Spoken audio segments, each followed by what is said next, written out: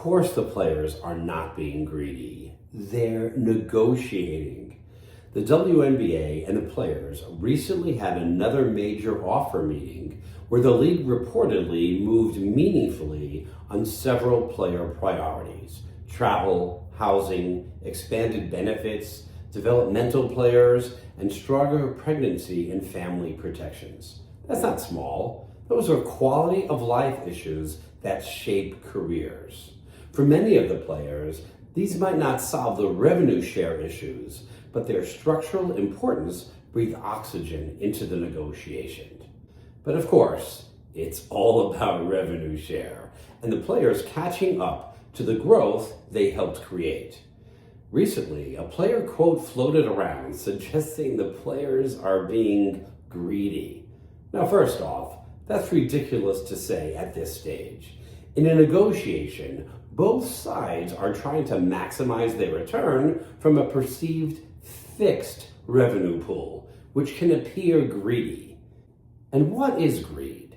An excessive desire for more than one's fair share. Excessive. More. Those are the key words, because negotiation itself is not greed. Negotiation is two sides trying to improve their position within a shared economic system. That's not immoral, that's economics. Both sides want a bigger piece of the pie. That's not villainy, that's negotiation 101.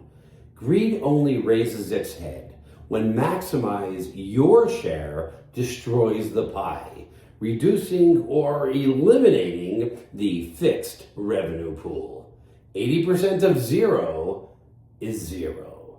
If the season proceeds without incident, it will be because both sides feel they could have done better, that they deserve more, but that the pie will continue to grow.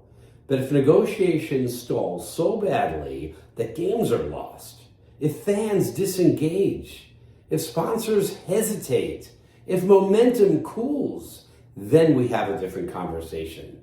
Then the word greedy applies to both sides, because now the attempt to maximize individual gain ends with a not-so-funny pie in the face. Did a player say they were being greedy? Well, some players probably do feel the pressure. They want to play. They feel the financial strain. They don't want to be perceived as asking for too much. The word greedy lands differently when you're the one writing the rent checks or thinking about the finite length of a professional career. At the same time, not every owner is philosophically aligned the same way. There are ownership groups in this league, especially among expansion teams like our very own Portland Fire, who didn't buy into the league to suppress player growth. They invested because they believe in women's sports, in equity, in building something modern and durable. They didn't pay rising expansion fees to sit out a season. This isn't players versus villains. It's over 100 players negotiating with a collection of ownership groups that don't all think identically. Some players feel greedy. Some owners may want to move faster on compensation. The league is not monolithic. The players are not monolithic, which is why the solution isn't moral outrage, it's alignment. Both sides know this is a growth window. Expansion, media deals, and cultural relevance are compounding. Do you fight brutally over today's pie, or do you overcome greed and unite on a structure that accelerates tomorrow's pie where both share in the dessert? In the end, we are going to land somewhere in the pretty wide 15 to 30% revenue range. But do it soon. Protect the season.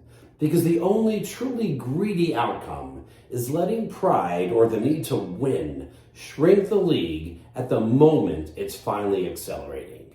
And that would hurt everyone. Players, owners, and the fans who are just now discovering what this league can become.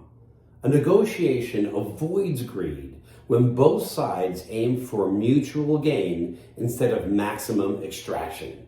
When the goal is sustainability, not dominance. when the deal leaves both parties stronger than they were before. That's not softness. It's not losing. That's strategy. It's winning together. Win, win, win. Because the worst outcome isn't someone getting 18% instead of 22%. The worst outcome is damaging a league that is finally hitting escape velocity. If you like this video, hit the like button, ring the bell, whisper to the algorithm, whatever works. YouTube listens when you nudge it. During the year, I'll be doing live, feverish discussions, and I'd love to hear your thoughts in real time. But YouTube only lets you know when if you subscribe. And please, please comment. I read them all and appreciate the fire you bring. In future videos, I'll continue to cover the not yet a strike and other fun topics. Let me know what you're interested in. And it's time to get fired up.